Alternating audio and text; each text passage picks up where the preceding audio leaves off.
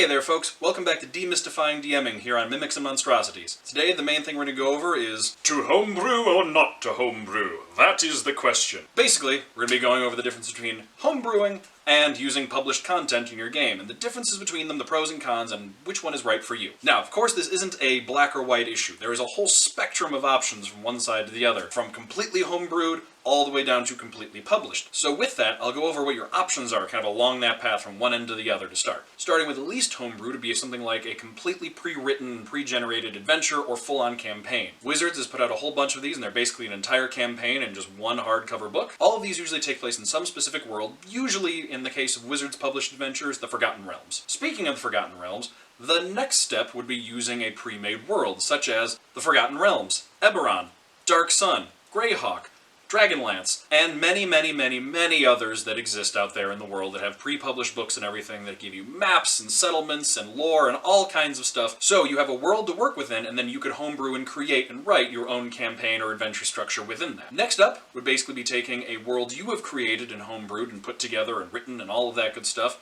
and then taking pre-made adventures that other people have written and kind of grabbing them and taking them and stringing them together to create a full campaign. This one takes up more work for homebrewing because you need to create the world and everything, but then you get to use smaller pre-made adventures and fit them together into your world. And then lastly is the one that takes the most homebrewing, which is completely homebrewed. A fully homebrewed world that you have created, and adventures and a campaign structure and story and encounters and all of that stuff that you have homebrewed together. Now, kind of going one step even past that would be doing things like homebrewing your own monsters, which, generally speaking, is a fun thing to do if you want to do it, and can take place at any step in that process, but generally speaking, it's very rare that you're going to homebrew every single creature in your campaign. But if there's a creature you want to create, you have a really cool idea, you can't necessarily find exactly what you're looking for, go ahead, homebrew it. I would just say try and avoid homebrewing every single creature. It might be worth looking in the monster manual to see if there's something you might be able to use. Now, I'm going to talk about the pros and cons of homebrewing versus using published material. I want to start by saying I don't think that one is better than the other. I think that they both have their benefits and their drawbacks, and it's up to you entirely to decide which one you want to go with. Again, neither is better than the other. So, I want to start by going over the pros of using published material. This could be either, again, full adventure modules or even just existing worlds, whichever you want to go with. The first major pro is that you don't have to do the work. It's already been done for you. This is something that other people, professional writers, have taken the time to put together and create. If it's an adventure, they've already written it, come up with all the encounters, and written up all the NPCs, the story, the mystery, all of that laid out for you in a book, and it's just ready to go for you to run for your friends. If it's a world like the Forgotten Realms, there are maps on maps and descriptions of cities and all sorts of things broken down after years and years of work for different writers and different people working on this, putting together a very detailed living world that you can jump right into. Another benefit of using published pre-made material is the shared experience of it. If, for example, you wanted to run the Curse of Strahd adventure for your group, they're going to get a very similar experience to anyone else that happens to play that adventure. And that can be pretty cool because you have that common ground to go off of when it comes to sharing these stories and talking about this with other people who have also played the adventure. Alright, now for some of the downsides of using published material. For one, when it comes to either using the world or the adventure, it can feel like there's a lot there that you need to learn or research when it comes to learning about this world or this adventure, and it can feel a little bit overwhelming at times. The Forgotten Realms is a massive, huge setting, and there's a lot there. And it can be a little daunting if you're concerned that maybe even your players might know more about the world of your campaign than you do. I've known DMs that run in an established world, and they've encountered a problem where they're concerned because they're worried that one of their players might know more about something than they do, and might be able to pull in some bit of esoteric lore that might be able to change things that they weren't even aware of at the time. When it comes to adventures specifically, another thing that you might be concerned about is the fact that it can be spoiled. If you're running a published adventure, again, Curse of Strahd, for example, there are things about that campaign that could be spoiled by people talking to other people who have played it, or having played it before, or even just having the book and reading through it. If you're playing a published campaign, there is the risk that your players are going to find out about different twists and hooks and things and ways it's going to end before you intend them to. And again, when it comes to adventures, another con is that it is one fairly set path. Because it's all written out in the book, if your players say, do what players do, and decide to veer off and go, I don't know, become pirates or something, that can be difficult because the book doesn't have anything in there for your players becoming pirates. They can, and usually do, have some sort of contingencies for player decisions, which is great,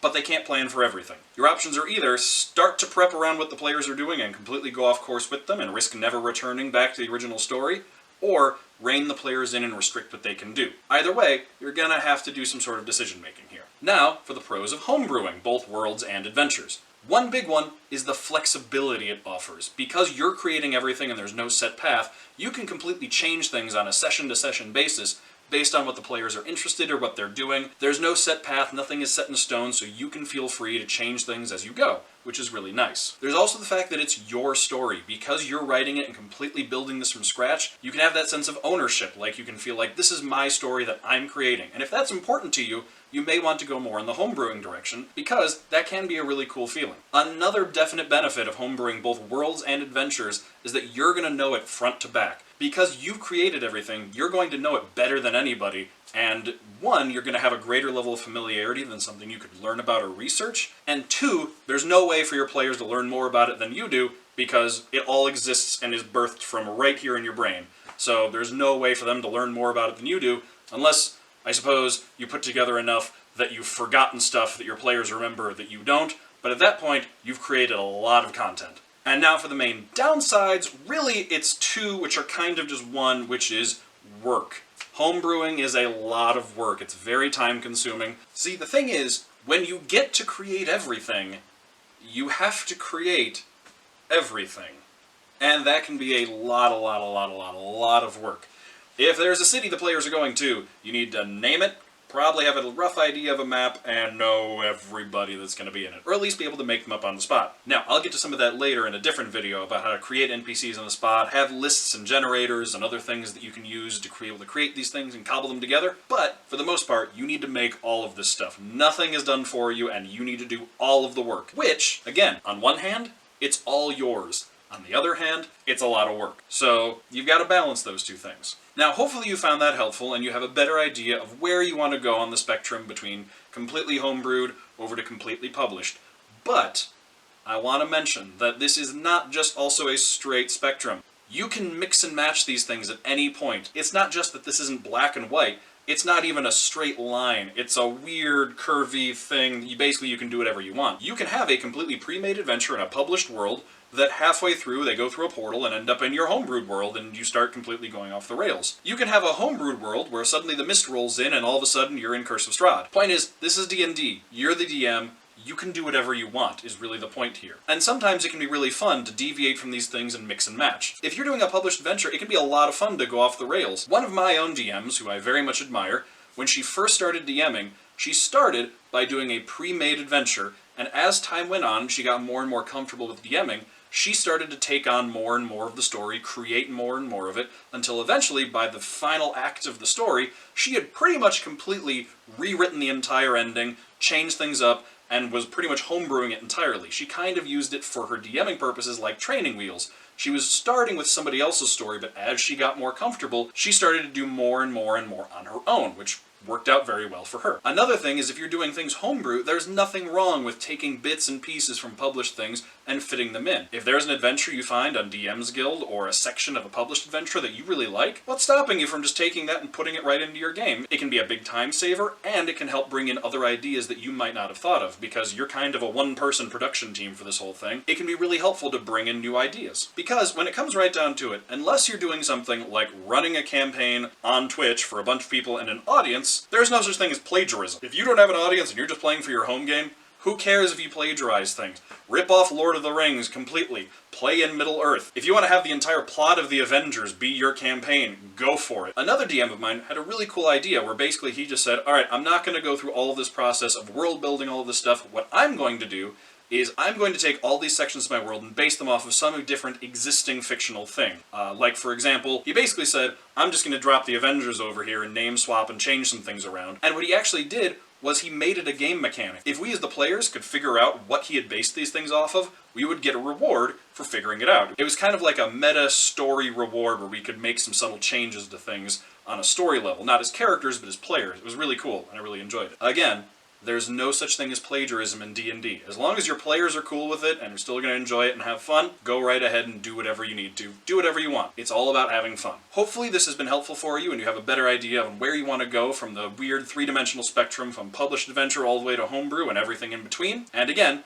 Check out the Mimics and Monstrosities channel to see some awesome D&D played. I'm in 2 games a week, Wednesday and Sunday. We also have a bunch of games throughout the week as well. So, stop by our Twitch channel, see all this stuff in action, go back through the YouTube catalog and see all of our past VODs, even from way, way back from when the channel started, and come by our Discord because we love talking to you. If you have any questions or suggestions for things I should talk about in the future, stop by the Discord and tell me in person or leave them in the comments below. And again, remember, your players are having more fun than you think they are. Have a good day, everybody.